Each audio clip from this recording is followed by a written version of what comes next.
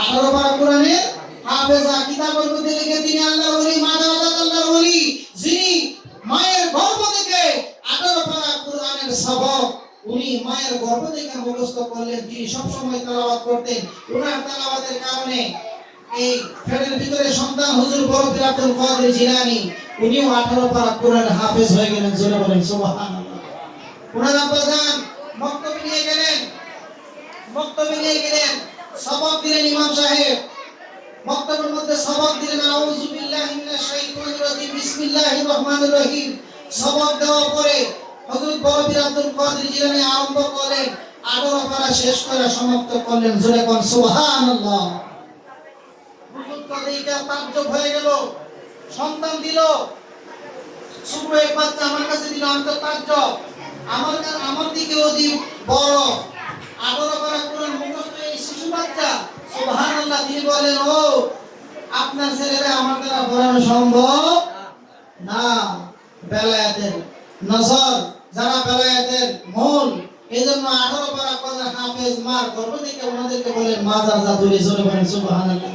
গাউসুল আজম বড় পীর, পীরানের পীর দস্তগীর, নয়ন জোড়াই তোমার দিদারে, নয়ন জোড়াই তোমার দিদারে, যে করে শরণ তার হয় না মরণ, আওয়ালে আর আখিরে, যে করে শরণ তার হয় না মরণ, আওয়ালে আর আখিরে, কাদিয়া তরিকা করিলা জাহির, পাপী তোরাই বাল খাতিরে, নয়ন জোড়াই তোমার দিদারে, নয়ন জোড়াই তোমার দিদারে, দয়াল নয়ন জোড়াই তোমার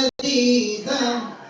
গাউসুল আজম বড় পীর, পীরানের পীর দস্তগীর, নয়ন জোড়াই তোমার দিদারে, দয়াল নয়ন জোড়াই তোমার দিদারে, নয়ন জোড়াই তোমার মরন্দ নয়ন করে দাও রোশন, মরন্দ নয়ন করে দাও রোশন, পাপী তোরাই বার খাতিরে, নয়ন জোড়াই তোমার দিদার। গাউসুল আজম বড় পীর, পীরানের পীর দস্তগীর, নয়ন জোড়াই তোমার দিদারে, নয়ন জোড়াই তোমার দিদারে। আব্দুল কাদের জিলানী তিনি সাধারণ কোন ওলি নয়। ওয়াহাবি সুন্নি যত মৌলভী মুন্সি বলেন সবার কথাই তিনি হচ্ছেন বড় পীর আব্দুল কাদের। তিনি কোন ছোট গুরু পীর না, ওনার লকব হচ্ছে বড় পীর আব্দুল কাদের জিলানী। ওনার বাবা কিছুদিন পর যখন ইন্তিকাল করে ফেললেন, ওনার মা একটা গাভী পালতেন। সন্তানকে বললেন, সন্তান গাভীটাকে তুমি চারণ ভূমিতে নিয়ে যাও, একটু খড়কুটা ঘাস খাওয়ায় আনো। আব্দুল কাদের জিলানী ওই গাভীটাকে নিয়ে মাঠের মধ্যে যাইতে লাগলেন, কিন্তু গাভীর ডাকা দিয়ে পিছন থেকে গাভী যায় না। অনেক ডাকা দিয়ে কি করার পর গাভী যায় না। গাভী ডাক দেয়, কয় মাওলা, দুনিয়ার অনেকজন মহানবীর কাজ গরু রাখালিলাম, তুমি একটু আমার জবানটা কইলা দাও, আমি দুইটা কথা বলি। ওই কিতাবের মধ্যে লেখে, বাজাতুল আসরার কিতাবের মধ্যে লেখে, কারামতের আরো বিভিন্ন যত কারামতের গাউসে পাকের কিতাব আছে, সমস্ত কিতাবের মধ্যে ঘটনা আছে। ওই গাভীটার জবান খুইলা গেল, জবান খোলা মাত্র ডাক দেব, বড় পীর আব্দুল কাদের জিলানী, আমার আল্লাহ আপনাকে দুনিয়াতে এই কাজের জন্য দুনিয়াতে পাঠাই নাই, গরু ছাগল রাখার জন্য লোকের অভাব হবে না। আমার আল্লাহ যেই নিয়ত করে আপনারা পাঠাইছে, আপনি ওই জিনিস আপনি হাসিল করেন। জোরে কোন সুবহানাল্লাহ। তিনি গাভীর কথা শুনে আশ্চর্য হয়ে গেলেন, মার কাছে দৌড়ে গেলেন, মা আমি বিদ্যা অর্জনের জন্য আমি বাগদাদে চলে যাব। উনি জিরান শহর থেকে ওনার জিলান শহর বা গিলান শহর, ওই শহর থেকে তৎকালীন জামানায় সবচেয়ে শ্রেষ্ঠ বিদ্যাপীঠ ছিল এই বাগদাদ শরীফের বিদ্যা শিক্ষা কেন্দ্র। তিনি বাগদাদ শরীফ চলে গেলেন। ওনার আম্মা জান বলেন, বাবা একটা কাফেলা দেবো, ওই কাফেলার সাথে তোমারে দিয়ে দিব।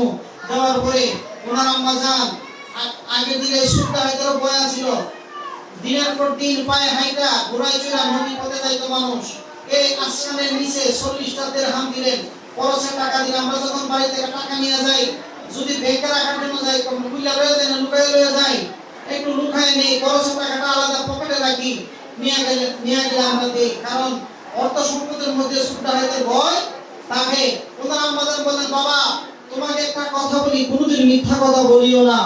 তখন তিনি 40টা দিরহাম এই জায়গার মধ্যে দিলেন, আর ব্যবসায়ী কাফেলার সাথে ওনাকে দিয়ে দিলেন। দেওয়ার পরে রাতের বেলা অন্ধকারে ডাকাত ধরছে, এই কাফেলার মধ্যে আক্রমণ করতে, সবার সব কিছু রসদ কেনার জন্য যে সামান ছিল সবগুলো নিয়ে গেল। বালক বয়স 7 বছর থেকে 9 বছর 8 বছর এমন বয়সের হুজুর বড় পীর আব্দুল কাদের জিলানী ডাকাতে এক ডাকাত জিজ্ঞাসা, বাবু তোমার কাছে কিছু আছে? কি আছে? ও কি আছে তোমার কাছে? 40 দিরহাম। কয় সর্বনাশ, 40 দিরহাম তো ব্যবসায়িকরা দ্বারা পাইছিলাম, তোমাদের 40 দিরহাম টেহা কই? টেহা রাখছি আসমানের তলে। দুর্বেকল, তুমি টাকা যে তোমার কাছে আছে তুমি বললা কেন? মানুষ তো ধন সম্পদ লুকায় রেখে সুট্টাকাদের কাছ থেকে তুমি বলে দিলা কেন? তিনি বলেন, আমার মায়ের শিক্ষা কোনোদিনই মিথ্যা কথা বলেও না। আপনি আমাকে জিজ্ঞেস করলেন, আমি সত্য কথা বললাম। তখন ডাকাত দলের ভিতরে একটা অনুশোচনা চলে আসলো।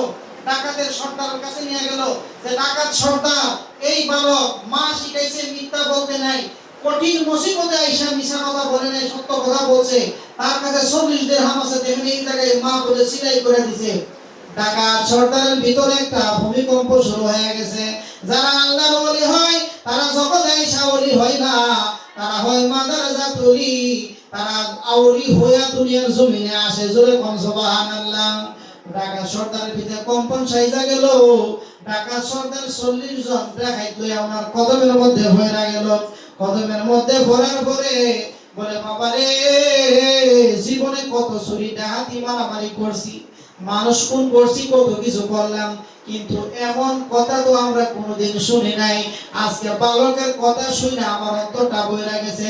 ডাক দিয়া কয়ে, ডাকাতের গোষ্ঠী সবগুলো এই জায়গার মধ্যে আয়, আজকে থেকে আমরা ডাকাতি করব না, যার যার মাল সবার কাছে ফেরত দেয়। জোরে কোন আল্লাহু আকবার। সবার কাছে ফেরত দিয়ে দিলেন। এই মাল কাউসে পাকের কারণে প্রত্যেকের মাল প্রত্যেকে বুঝা পাইলো। উনি কিন্তু বালক। তিনি বললেন, আপনারা যে আমার কথা মানছেন, আমার কথাটা শুনছেন, এই জন্য আপনাদেরকে আর কি করুন। উনারা বললো যে, হুজুর আপনি আমাদেরকে বায়াত করাই দেন। বায়াতের সিলসিলা জারি ছিল, সবাই জানতো হুজুর বড় পীর আব্দুল কাদের জিলানী জগৎ বিখ্যাত আল্লাহর ওলি হবে। জোরে বলেন সুবহানাল্লাহ। যেই নজরে সুরকে তুমি দিলে কুতুব বানায়া, সেই নজরে করো দয়া, ও গো দয়াল গাউসিয়াম। দমের দাও গো তোমার, তোমার নজর নরানি, তোমারই নামের গুণে আগুন হইয়া যায় পানি। আই বড় পীর আব্দুল কাদের জিলানীর জিলানী, তোমারই নামের গুণে আগুন হইয়া যায় পানি। তিনি হচ্ছেন হুজুর বড় পীর আব্দুল কাদের জিলানী। মুরিদান আমরা আপন মুরিদ ভক্তবৃন্দ যখন ওনাকে স্মরণ করে আমার আল্লাহর ওলির খাতিরে তাদের মুশকিলগুলি মুসিবতগুলো আসান হয়ে যায়। কেমন তরিকায় বায়াত রাসূল গ্রহণ করছে একটু লক্ষ্য রাখবেন, নজর করবেন, দেখবেন আপনার ভিতরে আমল পরিবর্তন হয়ে যাবে। হুজুর বড় পীর আব্দুল কাদের জিলানী আমার মহান মুর্শিদ আল্লাহ বলতেন, যখন তুমি বিপদে পড়ে যাও, আগিসনি ইয়া রাসূলুল্লাহ, আগিসনি ইয়া গাউসুল আজম আব্দুল কাদের জিলানী শাইআনিল্লাহ, বইটা ডাক মারবা, মুসিবত আসান হয়ে যাইবা। আপন প্রিয় মুর্শিদের নাম নিয়ে ডাক দিবেন, মুসিবত আসান হয়ে যাবে। জোরে বলেন সুবহানাল্লাহ। হুজুর বড় পীর আব্দুল কাদের জিলানী কে উনার কালামত বললেও শেষ করা যাবে না। এক মা নদীর ঘাটে বৈশা শুধু কান্নাকাটি করে, কান্নাকাটি করে। কান্নাকাটি করতে করতে ওনার চোখের মধ্যে গা হয়ে গেছে। হুজুর বড় আব্দুল কাদের যিনি রাস্তা দিয়ে যায়, জিজ্ঞেস মা তুমি কাঁদো কেন? ও বাবা তোমার কাছে বললে আমার কি লাভ হবে? তোমার কাছে বললে আমার কি লাভ হবে? তিনি বলেন মা বইলা দেখো না। তিনি বলতে রাজি না, অন্তরের ব্যথা অন্তরে। ওনার পীড়াপিড়ির কারণে উনি বললেন বাবা রে, আজ থেকে আগের দিনে মানুষের হায়াত পাইতো বেশি, বা বর্ণনার মধ্যে একটু বইও থাকতে পারে, বিভিন্ন রাওয়ায়াত থাকতে পারে। তিনি বললেন আমার আজ থেকে 300 বছর আগে আমার ছেলে গেছিল বিবাহ শাদী করতো নৌকা লয়া, কিন্তু দেখা গেল নৌকা ডিপা মারা গেছে, আমার সন্তানের কারণে আমি কান্দি। আগের দিনে মানুষ বেশি হায়াত পাইতো, এটা ইতিহাসে পাওয়া যায়। তখন তিনি বললেন এত বছর আগে, তখন আল্লাহর ওলি হুজুর বড় পীর আব্দুল কাদের মার জন্য দয়া হলো, মায়া হলো, যত বছরে হোক না কেন। কারণ শয়তানরা আছে কই বাবা ভাই 300 বছরের কাহিনীরা জানলো কেমনে? উনি কত বছর হায়াত পাইছে, উনি জাহির হবে যতদিনই হোক। তিনি কি করলেন? আল্লাহর ওলি নজর দিলেন দয়ালের দরবারে, মাওলা এই মার কলিজা তুমি ঠান্ডা করে দাও, তার সন্তানকে বাঁচাইয়া দাও। কিতাবের মধ্যে লেখে সে জিন্দা হয়ে তার স্ত্রী নিয়ে আইছে। ওনার নাম ছিল শাহাদুল্লাহ। শাহাদুল্লাহর মাজার আছে ইরাকের মধ্যে। জোরে বলেন আলহামদুলিল্লাহ। তাহলে কি বোঝা গেল? আল্লাহর ওলিরা যখন যা চায় আমার আল্লাহ তা দিতে বাধ্য। অনেকে আবার এটা বিশ্লেষণ করে তরিকতের শায়েখ যারা, মাশায়েখ যারা, তারা বলে মাওলানা জিজ্ঞাসা করছে মাওলা তুমি দিয়া দাও। আল্লাহ বলে 300 বছর আগে মারা গেছে, আমি কিভাবে দিব? হুজুর বড় পীর আব্দুল কাদের জিলানী মাওলার সাথে সওয়াল করে, মাওলা লক্ষ লক্ষ বছর আগে যারা অর্ধেক কোনো মানুষ মারা গেছে, তুমি কেমনে হাসরের মাঠে উঠাইবা? যদি ওইটা তুমি উঠাও তাহলে এই শাহাদুল্লাহ তুমি ফিরায় দাও। জোরে বলেন সুবহানাল্লাহ। প্রেমের খেলা বড় গুরুত্বপূর্ণ খেলা, প্রেমের খেলা। আল্লাহর ওলিরা যারা প্রেম খেলা, আগের দিনে মুরব্বীরা গান গাইতো, নবী পাকের নবীর ওলি যারা তারা প্রেম খেলা গেলে কিসের? মাওলার সাথে প্রেমের খেলা গেলে। জোরে বলেন সুবহানাল্লাহ। আল্লাহুম্মা সাল্লিম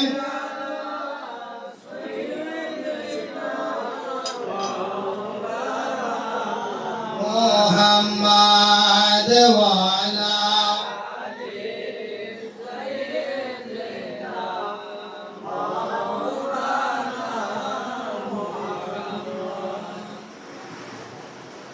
হাজির।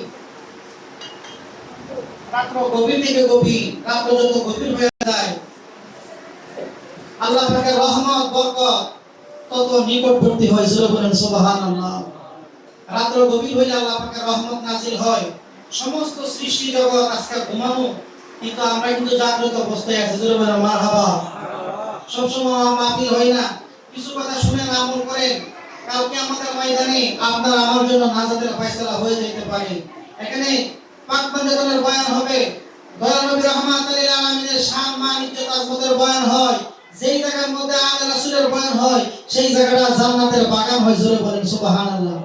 এক নাম তোমার ফাতেমা, আর এক নাম বাতুল, তুমি আওলাদে রাসূল, মাগো আওলাদে তুমি আওলাদে রাসূল, মাগো আওলাদ। এক নাম তোমার ফাতেমা, আর এক নাম বাতুল, তুমি আওলাদে রাসূল, মাগো আওলাদ। তুমি আওলাদে রাসূল, মাগো আওলাদে হাসান হোসেন জান্নাতের সরদার, হাবিব দেখে নিয়ে পিলাইবেন হাউজে কাউসার। হাসান হোসেন জান্নাতের সরদার, হাবিব দেখে নিয়ে পিলাইবেন হাউজে কাউসার। ওনাদের গোলামিতে করো গো কবুল, মাওলা ওনাদের গোলামিতে করো গো কবুল। আওলাদে রাসূল, মাগো চলে তুমি আওলাদে রাসূল, মাগো। এক নাম তোমার ফাতেমা, আর এক নাম বাতুল, তুমি আওলাদে রাসূল, মাগো আওলাদে তুমি আওলাদে রাসূল, মাগো আওলাদ। তুমি আহলে বায়াত, তুমি তোমাদের জন্য কোরআনের আয়াত।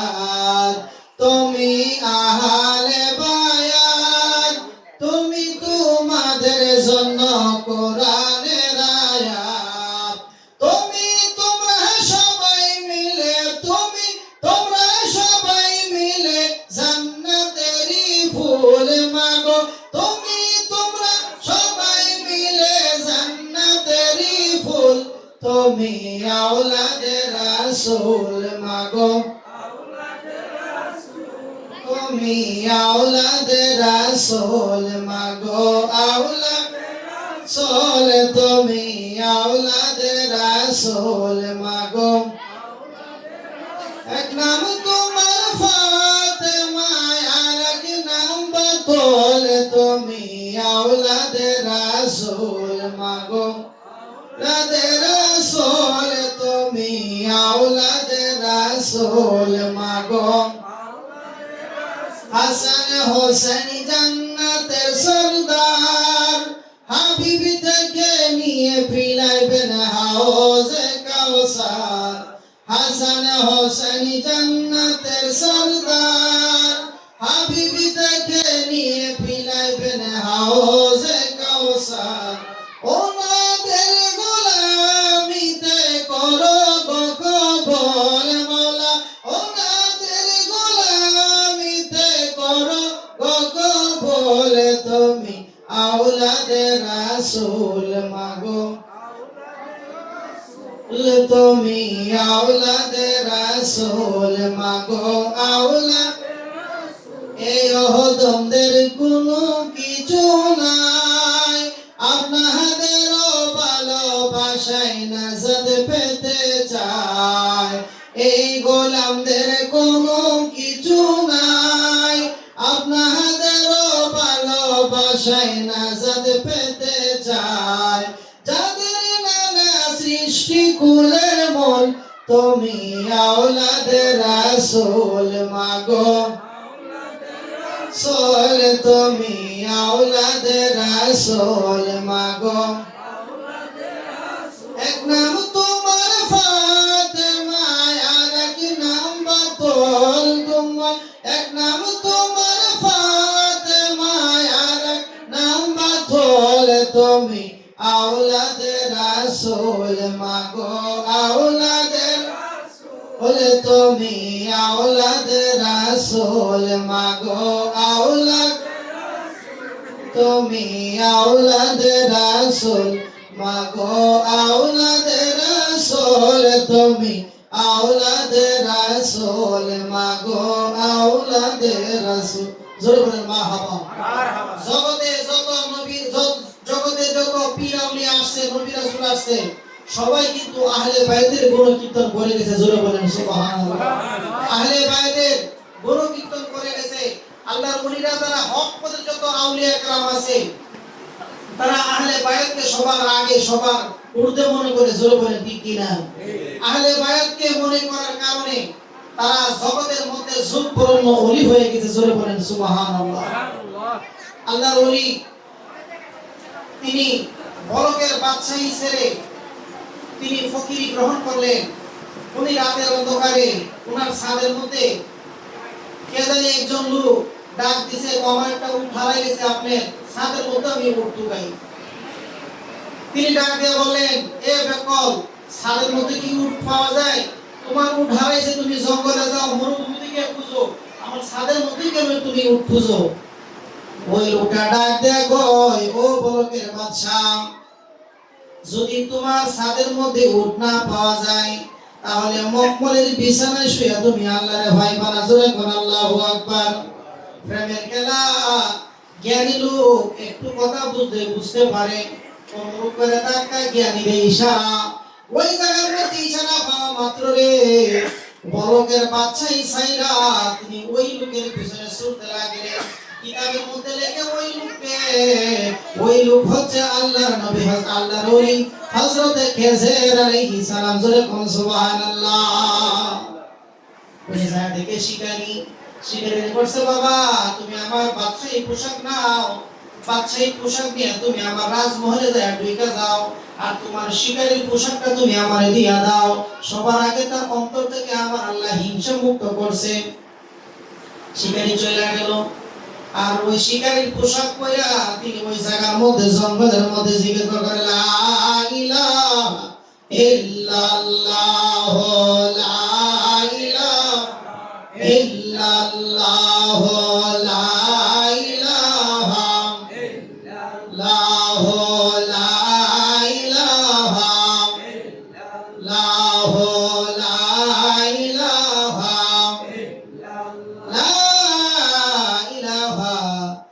ইল্লাল্লাহু মুহাম্মাদুর রাসূলুল্লাহ সাল্লাল্লাহু তাআলা আলাইহি ওয়াসাল্লাম। আল্লাহর ওলি ইব্রাহিম ইবনে আদহাম বাদশাহ সারা জঙ্গলে যায় মাওলার জিকির করতে লাগলো, মাওলার জিকির করতে লাগলো। আমাকে কে শোনাইলো রে? মকমলের বিছানায় ঘুমায়া মাওলারে পাওয়া যায় না।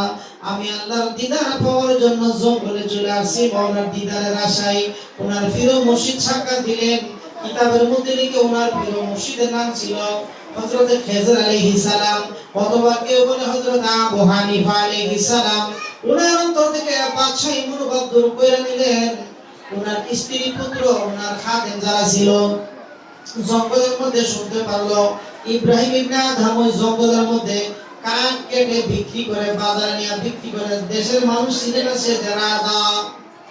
তার স্ত্রী জানে, তার সন্তান জানে, আর ঘনিষ্ঠজন তার খাদেম যারা ছিল তারা জানে যে বাদশা তুমি বাদশা নাই, বাদশা চলে গেছে আল্লাহ পাকের দেনে। তখন কিছুদিন পর আমার স্ত্রী সন্তান গেল, খাদেম রাজা জোরে ধরলো, হুজুর আপনি রাজপ্রাসাদ বিল্ডিং ছাড়াই জঙ্গলে কেন? জঙ্গলের মধ্যে আপনি কি পাইলেন? আমাদের একটু পরীক্ষা দেওয়ান। আপনি কি পাইলেন? রাজমহল ছাড়া আপনি জঙ্গলে আসলে আপনি পাইলেন কি? আমরা একটু বুঝতে চাই। পীরের দরবারে গোলামি করলে অবশ্যই আল্লাহ কিছু না কিছু আপনারে দেয়। আল্লাহর দরবারে ইবাদত করলে যেমন আল্লাহ সওয়াব দেয়, পীরের দরবারে গোলামি করলে কিছু না কিছু দেয়। আল্লাহর ওলি ইব্রাহিম ইবনে আদহাম জঙ্গলের মধ্যে, জঙ্গলের পার্শ্ববর্তী একটা জায়গার মধ্যে বিশাল একটা জলাশয়, নদী বলতে পারেন, সাগর বলতে পারেন। ওই নদীর মধ্যে জায়গা একটা টিনের একটা সুই, মাছ আছিরা জায়গা দিয়ে কাটা সেলাই করে একটা সুই পানির মধ্যে ফালাইলেন।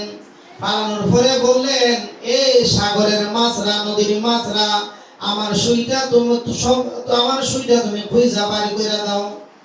দুই আপনি আমি না দিলে দিব? আমি আপনি সুই একটা ছোট্ট একটা জিনিস, সেটা যদি ফালাইলে আইনে দিব কে? দুটোটা পাক হইছে, এটা পাবনা পাক, এটা পাবনা পাড়া, আমরা পাক লাগা হইছে পাবনা, এটা পাবনা পাড়া। আল্লাহ ওলি ইব্রাহিম ইবনে আদহাম তিনি ডাক দিলেন, ও সাগরের মাছরা, আমার সুইটা তোমরা উঠায়া দাও। মাছেরা যুক্তি করতে লাগলো, তিনি সাধারণ কোন মানুষ না, তিনি জামানের একজন কুতুব আল্লাহর ওলি, তিনি হচ্ছেন ইব্রাহিম ইবনে আদহাম। তিনি টিনের সুই দিছে, আমরা টিনের সুই মানে দিতে পারি না। আমরা মাছরা কি করো? আল্লাহর দরবারে ফরিয়াদ করো, আল্লাহ আমাদেরকে প্রত্যেকের মুখে মুখে একটা স্বর্ণের সুই দেয়া দাও। জোরে জোরে কোন সুবহানাল্লাহ। মাছেরা যেগুলো আমার আল্লাহ কবুল করে নিলেন। সমস্ত মাছরা একটা একটা স্বর্ণের সুই নিয়ে হাজির হয়ে গেল। ইব্রাহিম ইবনে আদহাম ডাক, দেখো আমার খাদেম ও আমার স্ত্রী ও আমার পুত্র, দেখো সাগরের মাছরা আমি কি কামাইছি। রাজপ্রাসাদে তোমাদেরকে একটা কথা দুইবার বললে বিরক্ত হইতা। আমি রাজপ্রাসাদ থেকে এসে এমন জিনিস কামাই করছি, দেখো সাগরের মাছরা আমার জন্য স্বর্ণের সুই নিয়ে দাঁড়ায় আছে। জোরে জোরে কোন সুবহানাল্লাহ। ইব্রাহিম ইবনে আদহাম মাছদেরকে লক্ষ্য করে বললেন, এ সাগরের মাছরা, আমি দিছি একটা টিনের সুই, এই সুই তো আমার না, আমায় সুইটা খুঁজা বাড়ি করে দাও। কারণ আল্লাহ ওলি ইব্রাহিম ইবনে আদহাম তিনি একদিন থাকবে না, ইতিহাসটা থাকবে। ইবলিস বাহিনী, ইয়াজিদ বাহিনী আমাদের সমাজে আছে। তিনি বলবো জাদু দেখাইছে, এমন আছে কিনা নাই? বাজারে বাজারে গেলে দেখবেন একটা মিউজিক দেখান, টিকার একটা বস্তা বানাইলা, হঠাৎ করে একটা মানুষের একটা পাখি বানাইলা। ছোটবেলা আমি নিজেও দাঁড়ায় দাঁড়ায় দেখছি, কিন্তু বিষ কেমনে বানা। আবার দেখা যায় পাখির একটা টুক দিয়া লড়াচড়া করে। ইবলিস বাহিনী কইব ইব্রাহিম ইবনে আদহামরা জাদু করছে, জাদু করছে। বাজারের জাদুগিরা যেইভাবে আপনার একটা লাগায় দেয়, মনে করবো এটা করছে। আল্লাহর ওলি ইব্রাহিম ইবনে আদহাম ডাক দিয়া কয়, আমি স্বর্ণের সুই চাই না, আমি চাই আমার টিনের সুইটা আমারে দিয়ে দাও। নারে তাকবীর, আল্লাহু আকবার, নারে